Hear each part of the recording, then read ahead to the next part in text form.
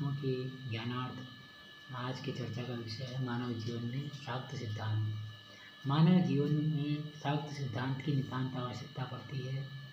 शाक्त सिद्धांत के अनुसार भगवान शिव ने जब राक्षसों की तपस्या करने पर उनसे वरदान स्वरूप पार्वती को देने के लिए कहा, तो भगवान शिव ने भी पार्वती को सक्षम बनाने के लिए कहा कि पार्वती यदि तुम इन असुरों के साथ तुम यदि जाना चाहते हो तो चली जाओ, मैं तुमसे जिद नहीं करूँगा। ये आपकी इच्छा पर निर्भर करता है। यह इस बात की ओर इंगित करता है कि मानव जीवन में व्यक्ति को अपने अंदर ऊर्जा का और साहस का संचार करना चाहिए। यह सत्साहस सर्वप्रथम शुभ कार्यों करने के लिए सत्साहस का संचय करना चाहिए। दुस्साहस का संचय नहीं। बुरे कार्य के लिए यदि हम दुस्साहस का प्रदर्शन करेंगे तो उसका दुष्परिणाम हमें स्वयं में देखने को मिल जाएगा। ये जो जीवन है मानव जीवन में कर्म प्रधान होता है।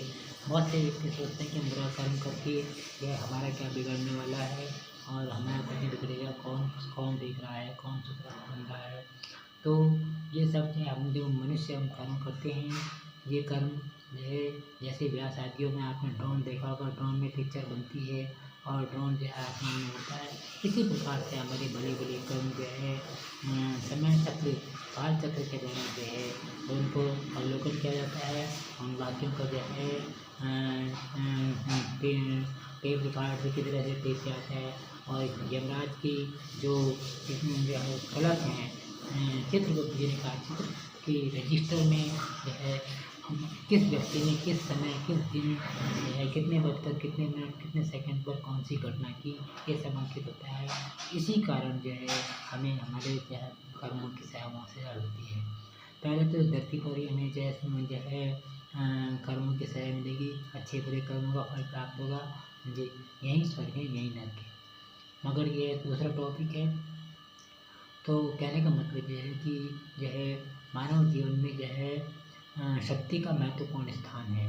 अपने आप में शक्ति का संचय करना चाहिए।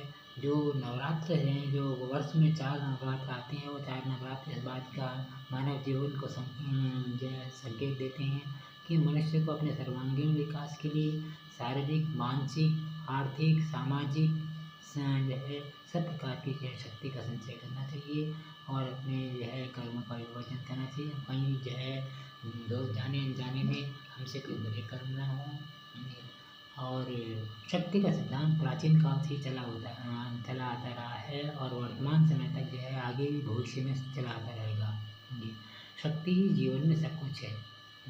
जिस व्यक्ति के जीवन में शक्ति का संचार नहीं है, उसका जीवन जन्म लेना ही व्यर्थ है, उसका जीवन भी बिल्कुल व्यर्थ है। इसलिए कहा भी गया है कि जितने कष्ट कंटकों में है जिनका जीवन सुवन खिला, गौरव गंध होने उतना ही यत्र तत्र सर्वत्र मिला।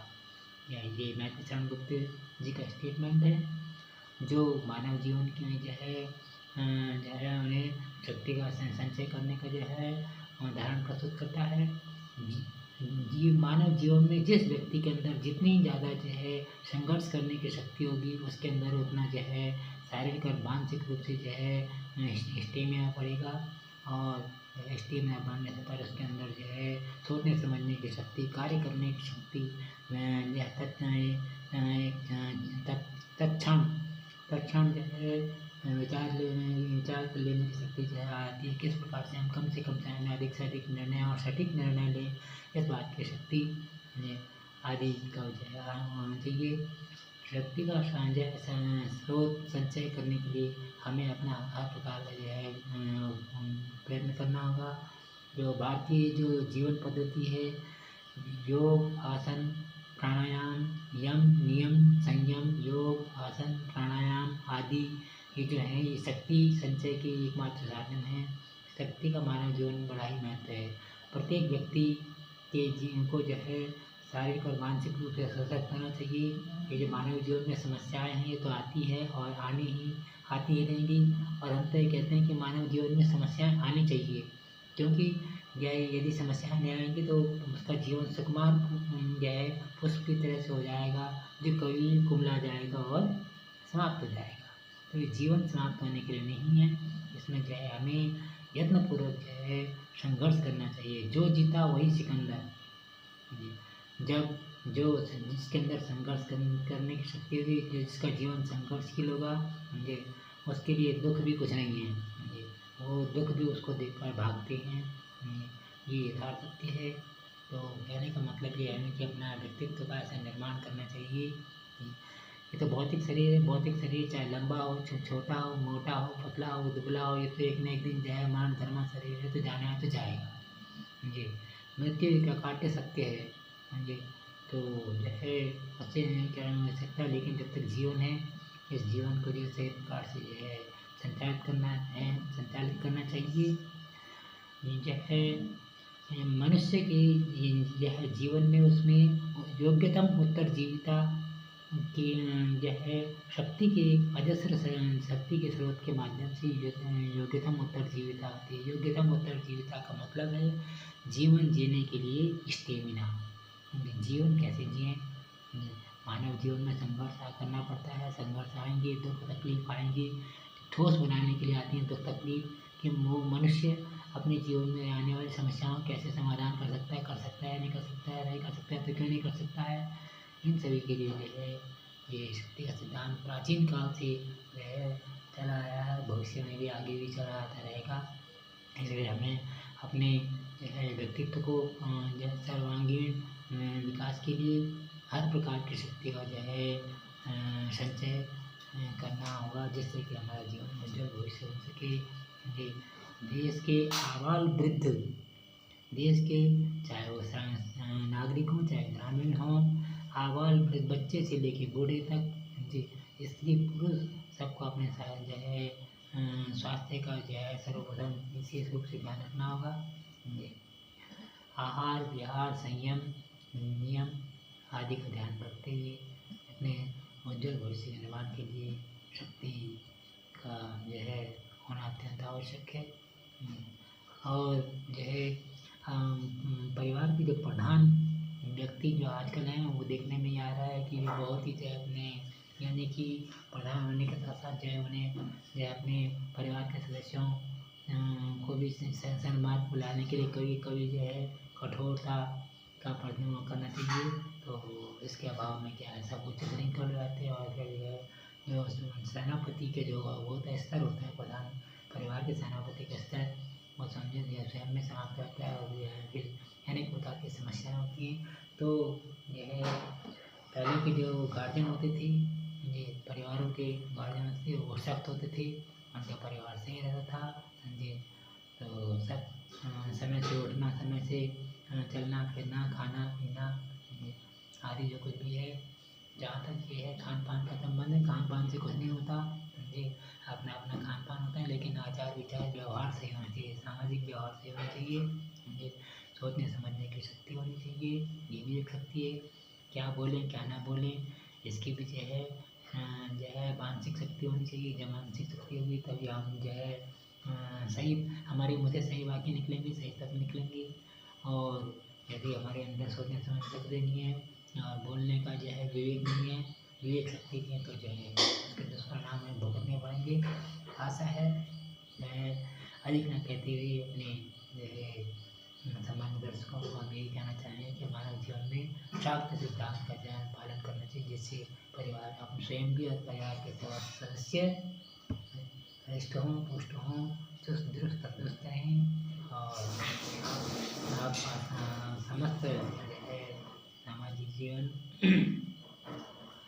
संपन्न रहे, समाज में आपकी एक लोकशाही बनी रही, जो है सही व्यक्ति के रूप में, सही परिवार के रूप में लोकशाही बनी रहे, जो है लोक पीड़क के रूप में नहीं। जी, तो अधिक न करिए, हम अपना वक्तव्य समाप्त करते हैं। आपसे विद्वान हैं, जो है क्या करना चाहिए, क्या नहीं करना चाहिए, किस तरह से अपने जो है परिवारों का संचालन करना चाहिए, हमारे जो है द्वारा कोई जो है किसी पर कोई अत्याचार ना हो, अन्याय ना हो, जो हमारे मुँह से किसी को गलत बात ना निकले, इस बात की विवेक शक्ति ही जो है हमारे इसमें धर्मशास्त्रों में बातें कही गई हैं। वेद पुराणों में भी कहा है कि जीवीम सर्दा शतम सत्यम श्रेयाम सर्दा सम सतमदिना श्याम सरदास श्याम सर्वशक्तिमान ईश्वर से ये प्रार्थना की गई है कि हम 100 वर्ष तक जो है हम 100 वर्ष तक हमारे कान सुनते रहे, 100 वर्ष तक हमारी आँखें देखती रहें, हम अधीन होते हुए चाहे यानी कि किसी के आश्रित ना होते हुए हम सभी जो है स्वावलंबी हों, पराश्रित ना हो, परिवार के सभी सदस्य पराश्रित ना हों, स्वावलंबी हों, जिससे कि जो है ये गृहस्थाश्रम बहुत सुचारू रूप से चले, ये आर्थिक चक्र तीव्र गति से चलता रहे, ये परिवार के एक सदस्य पर ही सदस्य निर्भर न रहे, जिससे जो है कि जो आर्थिक चक्र है वो उसकी गति मंद बढ़ जाती है, जिससे परिवार जो है कहने का मतलब धीरे धीरे जो है विपदाग्रस्त होने लग जाते हैं। तो यहीं पर अपना वक्तव्य समाप्त करते हैं।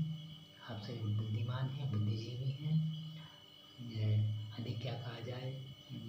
इस कार्यक्रम का यह कार्यक्रम तभी सार्थक माना जाएगा जब इस कार्यक्रम को हृदयंगम किया जाएगा, आत्मसात किया जाएगा, समझने की का प्रयत्न किया जाएगा और इसके अनुसार अपने लाइफ स्टाइल बनाने की कोशिश की जाएगी। इसका श्रवण अवलोकन और संसाधन करने के लिए आपका हार्दिक अभिनंदन, सुस्वागत, धन्यवाद। ला रे दे जल्दी।